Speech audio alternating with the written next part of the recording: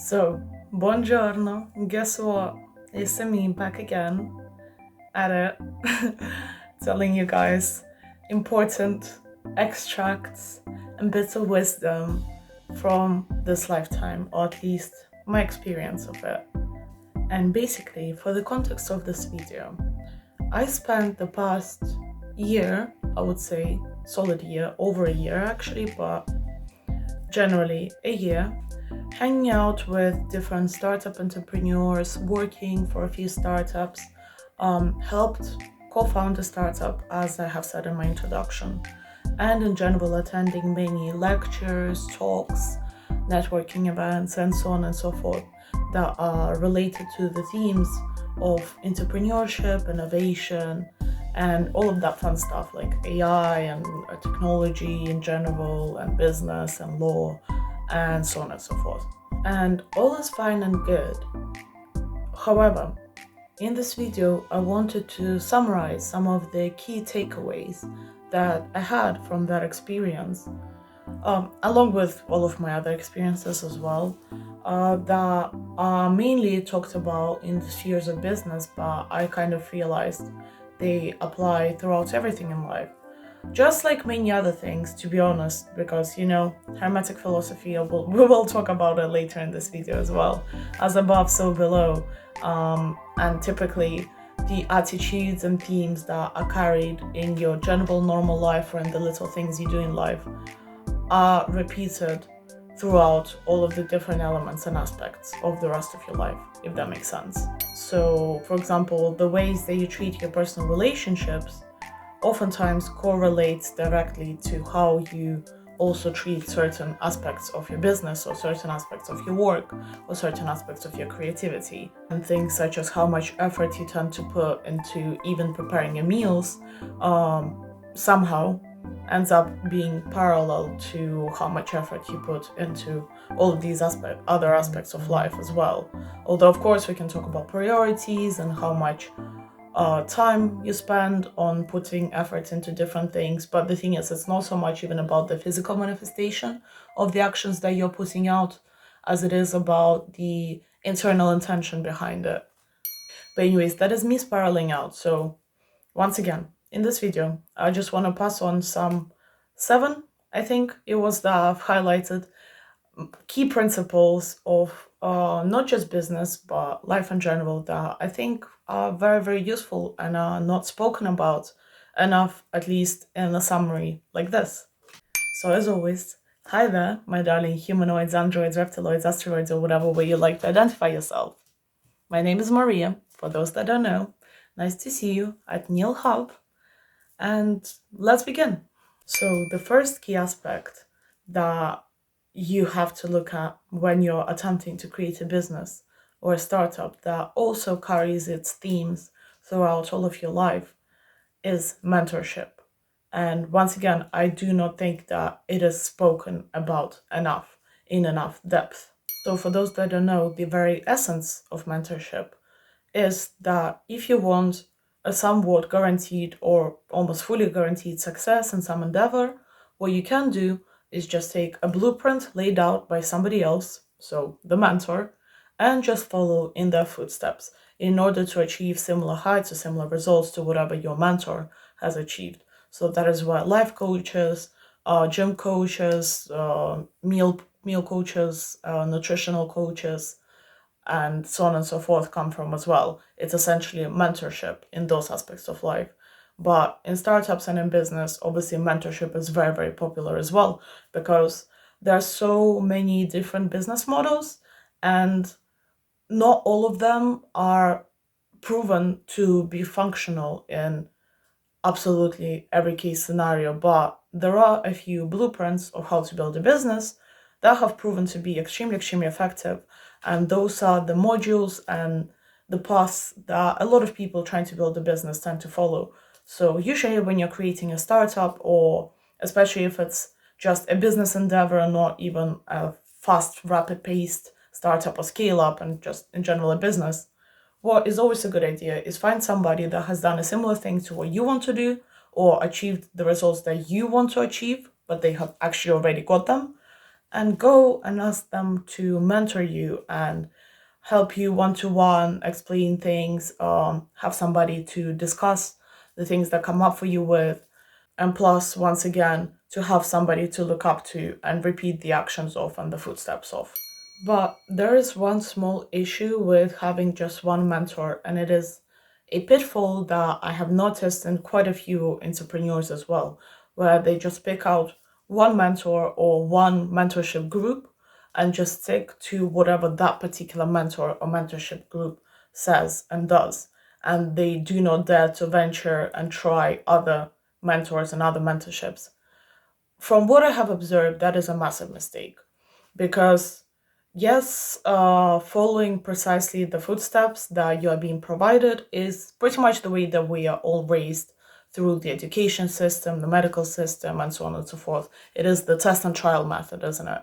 That whatever worked for this person and this person and that person is also likely to work for that other person. But the thing is, following in the footsteps that are proven to be 100% and are all laid out in the same path, in kind of the exact same rationale, limits the capacity for success because essentially what something being guaranteed or proven means is that, once again, through trial and error, it has been proven. Therefore, a lot of people have gone through that trial and error, and therefore the competition pool of the people who have received the results of that particular method or mentorship is massive.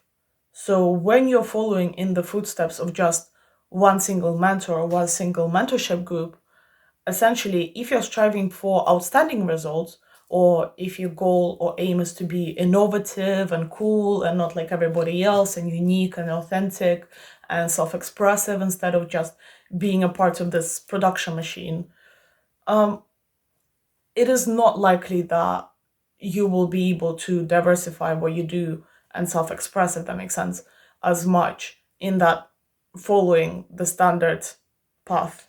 But honestly, it is not that big of a problem because essentially the solution to this is that instead of just having one single path, one single system that you follow, you get a collection of different mentors, different systems, different philosophies, even that you listen to, extract lessons from, see what resonates with you personally and applies to your particular case scenario, and follow.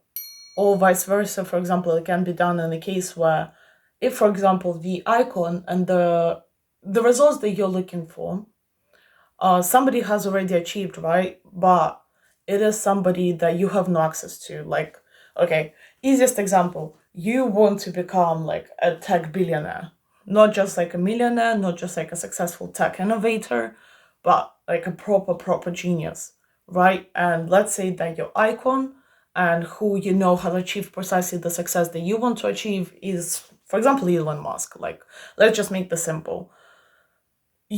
Chances are, you wouldn't get to speak to Elon Musk until very, very far down the path of you becoming an entrepreneur and innovator. However, that doesn't mean that you cannot still take what Elon Musk has learned in his life, analyze it, break it down into a variety of collections of systems of education, once again, groups of belonging, so on and so forth, and then try to attain those as separate elements. So instead of going to Elon Musk and asking him for mentorship, because once again, not likely, you can see what has informed his choices and what different elements have informed his success, and try to gather those elements for yourself through your own efforts. So this is also where it kind of comes from, that having an end goal or an end image is essential, because through you having that end image or end goal or resulting aim that you're striving for, you're actually able to analyze what kind of steps you need to lay out in front of yourself in order to achieve that goal, or at least what areas you should be orienting towards. So, for example, if, let's say, once again, your goal is to be super successful in coaching and becoming like a nutrition scientist, nutritional coach, or like holistic coach or something, studying programming would be irrelevant, and following the mentorship of people who are web developers, for example, would be irrelevant, right?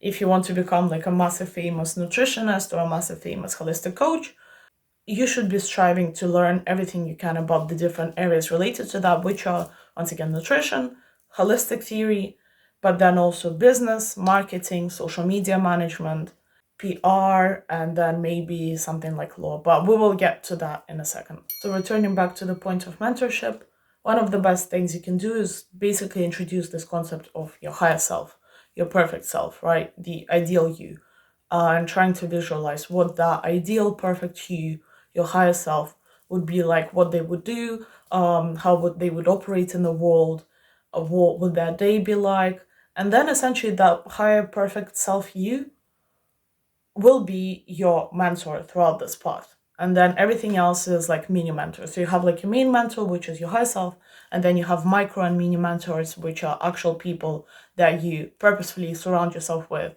and who you purposely try to get connections with in order to receive actual actionable steps and advice on how to get to you to be that higher self. So a second key point in the world of both innovation startups and life in general is that receiving investments increases your level of responsibility. So, starting simply with, once again, startups, right? When you are creating a business or a startup, in order to rapidly have it scaled, in order to hire more people, in order to receive the facilities and technologies that you require, you have to go and ask for funding. You require investment, sometimes from VCs, sometimes from investors like angel investors, sometimes from just friends and family, sometimes from banks, and so on and so forth. There's many different types of investment that you can get when you're creating a startup, right? But the thing that I, for example, didn't properly consider and think through when actually going into this world of entrepreneurship and so on and so forth is the fact that investors require you reporting to them about how the investment is going. There's a lot of financial responsibility that is imposed on you when you ask other people for money. So, an even simpler example, right? If we really, really simplify this, that is essentially what getting paid to work, just directly paid to work is that you are given money in return for a certain amount of work that you will do. You operate on a promise on you fulfilling certain job and work responsibilities in exchange for the money. So, similarly in startups, right? Where, if anything, investors are taking on a much, much higher risk than a proper employer does to an employee, because with startups you actually don't know. There is no way to perfectly guarantee that something will be a success. People are just relying on the entrepreneur, on the founder, to try to make it as successful as possible. But obviously the startups that can provide more proof and more reasons for why that particular business will be a success are more likely to receive more investment because they're more trustworthy. So startups that are more quantifiable, that are more certain and more guaranteed, are likely to receive investment much easier. It does mean that they will receive more investment, but it is just easier to source investment for things that a lot of people would tend to believe in the success of. And so then how does that apply to life? Because essentially in all of the modern kind of theories and modern discussions, money is energy transfer, right? Money is just another way to transfer energy. So this applies to life in terms of just general other forms of energy transfer as well. So people always tend to trust and believe much more those who have proven themselves to be trustworthy friends, trustworthy partners, who have a track record of them showing up and being there for others, of them sticking to their promises and knowing what they're talking about. Similarly to how entrepreneurs who have a track record of them building successful businesses in the past, or of them being really, really successful in that niche in which they're building the business, or them just showing up as a good, trustworthy business partner previously in their career, are more likely to be trusted by even more investors. And so that in general entails that the trust that people can put in you depends on your level and amount of experience in a certain endeavor or matter. And it's not meant to scare you because essentially it doesn't mean that you have to be an absolute success in every previous attempt that you have made in, for example, building a business or building relationships with other people, since we're drawing a parallel between real life and entrepreneurship. It is all much more about how you are able to show that you can learn and have learned from all of the experiences that you have had and how you have managed to evolve from those previous experiences, how those experiences have changed and transformed you, and how many lessons you were able to extract from those experiences. So, similarly to how, for example, if an entrepreneur has a record of building, not even building, but just beginning a ton of tiny businesses of the same type and failing every single one of those. If you know of somebody who, for example, never had a proper long lasting friendship or relationship and just has a bunch of very, very similar type of short term commitments and short term relationships that fell apart after like a few weeks or a few months, and it always appears as if it's the exact same pattern that individual is repeating, that means that you should run. That means that you should essentially run, because that means that that person, although they have had so many experiences of that exact same type, they were not able to extract any lessons and change their pattern of behavior. And that is exactly where self-help and self-development is so, so important and key, because it is all about actually analyzing yourself, your patterns of behavior, your previous experiences, and all of those things in order to make sure that you never repeat a pattern, and that every time that you do try to build something new in your life, it is actually new. It is not just you repeating the same thing over and over and over again, but an individual, for example, that has a track record of trying a lot of very, very different things and failing at those super different things with super different patterns and super different ways of approaching them, where in every single instance, they have pretty much totally changed the way that they behave, their attitude, and pretty much full identity. That person is more likely to actually hit success at some point, because essentially what that kind of person is doing is just trying to find resonance and trying to see what is actually true to them through a test and trial of a very, very diverse set of experiences, which makes a lot more sense than stepping on the same, in Russian we say, stepping on the same set of shovels over and over again. But yeah, basically, learn your lessons and take responsibility for the things that people invest in you. Don't let investments go to waste. And even if you are going to waste them, make sure that you always extract a lesson of why exactly you have wasted the investment. So take full responsibility and accountability for your actions. But all of this actually fits perfectly into the third point, which is that failing is not failing. Failure is not failure. And I know that sounds very, very cryptic, but just hear me out. This principle is especially applicable to people who are kind of innovators, path pavers, and creatives of their lives and their fields. Because, as we said, in order to guarantee success, you just follow a ready made and tested blueprint that already exists, right? Because once again, a lot of people have tested it, a lot of people have done it, and therefore it has already shown and proven to be effective. However, if you're one of those people who is not like the other girls and so on and so forth, if you're an innovator, a creative, you don't actually want to be like the other people. But the thing is, if you don't want to be like the other people, like the mass, like the average, that means that you have to experiment, that you have to test and trial on your own for yourself, that you have to fuck around and find out, as they say. And when you are fucking around and finding out, you are bound to fail a lot. And so the essence of this whole point is what I have already pretty much said. It is that you need to be able to extract lessons and essentially reframe your view of the word failure. Because if you view failing as such a negative thing that should be avoided at all costs, you're likely to be scared of failure, and therefore you're not as likely to actually go out and test and try new things, because once again, you're scared of failing. So you would much rather stay within the safe zone, which is the existing systems and patterns of behavior, once again. However, if you do a simple mind reframing and realize that every failure is an opportunity to learn, is an opportunity to acquire new skills and experiences, and an opportunity to introspect a bit more, analyze the situation a bit more, and push yourself a bit further, challenge yourself to achieve new heights, you stop viewing failing as something that is negative and start seeing it as something that is actually pretty essential and necessary for personal growth.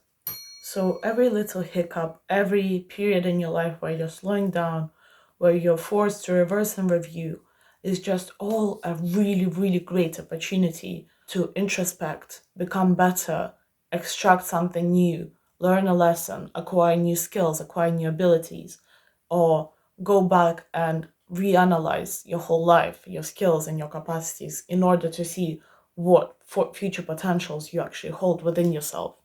So yeah, so the fourth point is that you should strive to be versatile. And once again, this applies if you are not necessarily passionate about staying within the safe zone, staying within the system, and if you're instead one of those people who is passionate about escaping the matrix and being an innovator and creator. Like this whole video, once again, if you haven't caught on yet, is all about being not like everybody else. So if you want to be like everybody else, like it can still be informative, but in general, like this doesn't necessarily apply to you. But you know what? Even if you want to stay within the matrix, being versatile would never harm you and could only ever benefit you. So as long as you do it carefully and prioritize correctly. So as I have actually already mentioned, and I think it was the first or the second point, when you're trying to build a business or when you're trying to achieve the highest self of yours, achieve your highest potential, right? Chances are, especially if you're not working for a particular company, but once again are a self-starter or a founder, you most likely will have to wear many, many hats. So when, for example, once again, you're a startup entrepreneur, you don't just have to specialize and be really, really knowledgeable about the subject within which your startup is based on, but you also have to understand the general principle of business, economics, law, you have to understand marketing, you have to understand HR, and all of the other details that might be included in your particular niche, whether that be sales, whether that be web development, if, for example, you're working in a technical field, or medicine if you're working in a medical field, so on and so forth.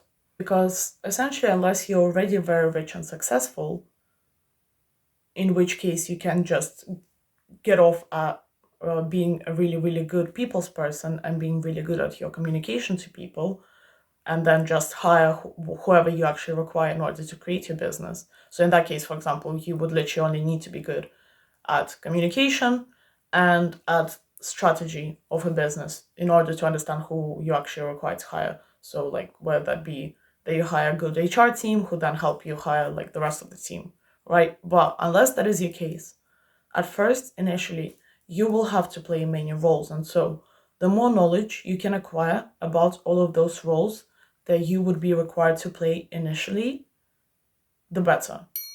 And this, once again, parallels quite nicely with real life as well. Where, for example, let's say that you have an ultimate goal of how you want to look, right?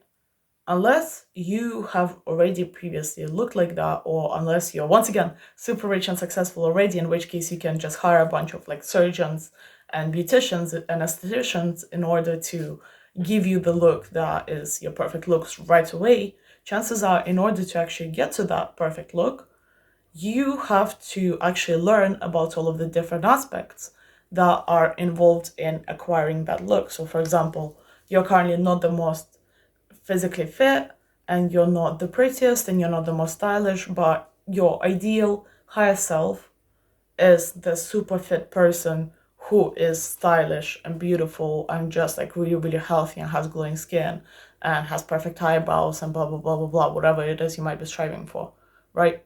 In order for you to get from where you are now to where it is that you want to be, you have to not just learn about fitness, for example, but you have to also learn about skincare, you have to learn about nutrition, you have to learn about psychosemiotics, you likely have to also learn some of human physiology, human anatomy, you have to also learn about fashion, you have to learn about design, and that means that you also have to learn about color theory, that means they also have to learn about all of the different textiles and how they interact with human skin. You have to learn a lot about psychology as well in order to actually understand how you look and your appearance influences people and the way that people perceive you, and how it also influences you yourself, even when you're just looking in the mirror, and so on and so forth. So do you see how versatile a field you would need to cover in order to achieve the high self of yours? But in order to actually know what it is that you have to cover, you have to have the initial image of what it is you actually want to achieve in the end. Similarly, how with a startup, in order to actually understand what aspects of a business you need to learn about and later hire people for the positions of, you need to understand what it is that you want to build in the end, so that you know what actual job positions would be required, right, for hiring, which before you are actually able to hire people, so prior to investment, prior to being like a pre-seed startup or a Series A startup, what positions you would have to play yourself within your business in order to even start it and create a solid base foundation, which then other people and employees would fill out. And this part of your development in which you are the only one that is playing all of those roles is actually very, very essential, because it is a key part of you, once again, going through the self-development process. Because once again, in order to delegate those roles that you would prefer other people to fill out, in order to actually understand what people are good to hire for those positions, in order to be able to discern within all of those fields and what would be right for your particular case, not the average case, but your individual case, be that in a startup or in your personal development journey, you have to actually have some of the knowledge, at least like the surface level knowledge of the field, and get a good intuition and get a good feel essentially for what is right and what is wrong in that field for you. So that is why be versatile. Learn a bit of everything about the fields that are relevant to your own personal journey of achievement. So once again, have a final image, understand what steps you require in order to achieve that final image, and then build pretty much your MVP for the image yourself. MVP meaning the minimum viable product. So your own little mini version of that perfect image, but just built with your own power, with your own support, on your own accord, so that you actually understand how to then take all of those aspects that you can't be bothered to deal with yourself and know who to delegate it to properly, in order to reduce the risk of you wasting your own time by not hiring the right people or not delegating your tasks to the correct systems. Because that can also involve, doesn't just have to involve people, but can also involve legal systems, technology, produce, so many aspects of life. But I hope this point makes sense. I hope you're able to extrapolate and draw parallels to other fields and how this would apply in other spheres of life. So point number 5 is pretty self-explanatory, and I have already mentioned it, but I believe I have to mention it as a separate point because it is so important and has come in so useful in my life so far, is learn the Hermetic principles, the principles of Hermes Trismegistus. I will, once again, I have already posted them in a different video, but I will post them here once again. Observe them, learn deeper about them, watch videos about them, read up about them, and just start trying to integrate them into your life. Because the thing is, you operate this way, everything operates this way anyway, independent of whether you know about it or not. But the thing is, being aware of them and leveraging them with purpose and intention just makes you that much more powerful and just makes you that much more conscious of your behavior, which means that once again, because you're conscious of your behavior, you're more responsible for your behavior. And therefore, you become a more trustworthy person, not just to other people, but to yourself as well. Because the more you know you can rely on yourself. Although they do say that the more you know that you don't know as well. But you know what? At least you know what you know. And you know that you can trust yourself because you know what you know. So yeah, learn the Hermetic philosophy. That is just going to be this point. So point number 6 is let go of fear and everything you think you know. Although we have just discussed that you should increase the amount of things that you know. But you know what? In order to find out more, and once again, the more you know that you don't know. So the wiser people are those who realize how little they actually know and who are not as attached to the idea of knowing absolutely everything and being all wise and knowledgeable, right? But so this is me spiraling. Once again, let go of fear and everything you know and everything you think you know. Do not get attached to things, places, situations, information, and so on and so forth. Honor the things that you have. Do honor and pay respect to the things that you have been already provided by this universe. Take full responsibility for the things that do matter to you. So first of all, be discerning in what actually is a priority and what is actually of value to you in your life, but never be attached to it. That is one of the key teachings of most philosophies, of most school of developments, is non-attachment. Because essentially, first of all, you never know when everything might just suddenly change, when your whole life can just fall apart, when the whole world can fall apart, when your whole country can fall apart. Maybe this is slightly my own trauma speaking, but it is true. It is true. You never know when absolutely everything might fail. And so you have to be able to trust yourself and know yourself enough to know that in whatever the situation is, you will always be able to make it out successfully and on top of everything and everybody. So the real key to letting go of fear, at least in my understanding and my experience thus far, and my analysis thus far, and from what I have heard from others, non-attachment, lack of fear, and openness to the world and acquiring new experiences and new knowledge, the key to that is self-sufficiency. Self-sufficiency, once again, meaning that you know and have trust in yourself. You know you can rely on yourself. You're being self-sufficient. So if absolutely everything, the whole world turns away from you, you know that you can find your own path once again. Doesn't matter how far or how deeply you fall. Because guess what? Once you actually have that self-sufficiency, once you actually acquire that self-trust, is when you stop fearing failure, which, as we discussed before, not fearing failure, not having fears in general, opens you up to taking more attempts, taking more chances, expanding the amount of diverse experiences that you can gain in this life. And if you're one of those people who wants to have an extraordinary life experience, what you want is a diverse set of experiences. Because through having a diverse set of experiences, you actually get to experiment and test who it is that you are, and you get to see more, if anything, of who you are. So this also amplifies your self-study. So through having more experiences, you learn more about yourself, your own responses, your own deeper understanding, and your own deeper sense of who it is that is you, not just with your conditioning, but at your core. You get to learn much more about what you're capable of, and therefore, through learning about what you're capable of, you are then actually able to achieve more if you act on those capabilities and capacities. And plus, when you have attachments, especially attachments to your sense of entitlement or your sense of, oh yeah, I have these qualifications, therefore I'm so wise and so cool and so knowledgeable, the thing is, that also limits your capacity for learning new things, because then you're like, well, I already have this like high degree of whatever education, therefore I don't need to learn anything new. And so pretty much you also just become an unlikable person if you're like that. Honestly, like I have been there, done that myself. And it's not a good place to be. Being vain about the amount of knowledge and power that you have, instead of always feeling like a student, just limits your capacity to listen to other people, and therefore it actually makes you more ignorant. So a great attitude to carry is this trait of the Fool card from Tarot. So the Fool card being like this person that always looks at the world with open eyes, that is open to new experiences and new knowledge and wisdom. And so yeah, I highly advise carrying that attitude throughout your whole life, because that has been proven to even keep an individual youthful in old age, in medical terms, for some reason. Just like having a youthful attitude that is open to the world for whatever reason actually changes human biology at its core. So you know what, not only is it good for your brain smarts, but it's also good for your looks. So yeah.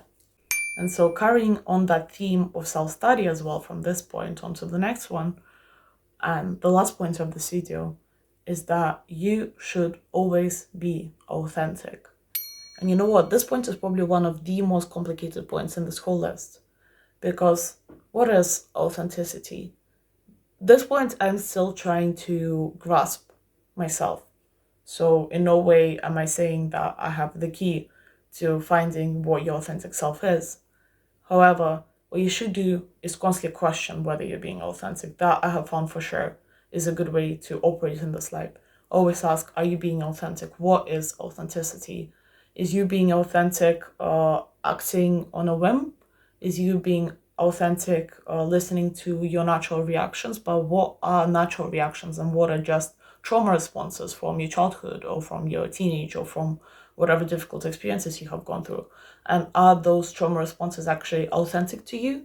Or is the authentic you that inner child that you have within you and everything else is just fear that has built up over your life experience?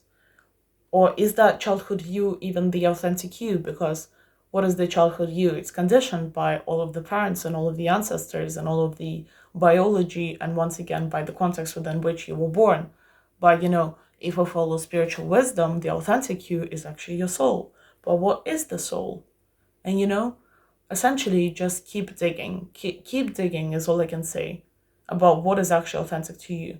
Are the things that you do resonating with you? Are the actions you take? Is the profession that you hold, the position that you hold within your life, the image that you portray to other people? Is it authentic to you? Does it actually portray who you are, how you feel inside yourself? Does it accurately represent what your values and beliefs are? Because, at the end, I don't think that any of us can actually grasp or understand what is full on 100% authenticity or get to a point of full authenticity. However, once again, in that process of digging for what is authentic to you, what actually resonates with you, you tend to become just more honest because you're being so self analytical and so introspective about life as well. You tend to become more discerning, you tend to become more wise, and you become more trustworthy because once again, when you're busy trying to discern within your own stuff, you're trying to sort through your own BS, you don't have time to actually BS to other people. You don't have time to mislead or bullshit other people or manipulate other people. When you're that deeply involved in self-introspection and analysis of your own life, it actually just does, at least in my understanding, make you a better person because once again, you don't have time to play around with others. All you're doing is digging within yourself in your own work, and essentially you're focusing on what it is that you're doing and not trying to mess up anybody else's life, which, once again, in my understanding, makes you a really, really good person. Because if you're out there playing around with other people, trying to manipulate people, trying to overpower them, trying to mislead them, and like, you're just wasting time. All of that time can be invested back into yourself.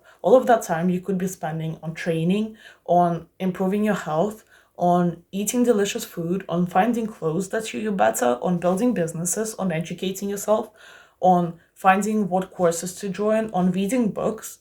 There are so many things and so many actions that are just a time better spent than, spending your time trying to come up with like, oh yeah, how can I like mislead and manipulate all of the people around me to get what I want out of them? No, just go and get what you want directly through authentic means, through being honest and just taking the actions that are relevant to you, your work, and your life.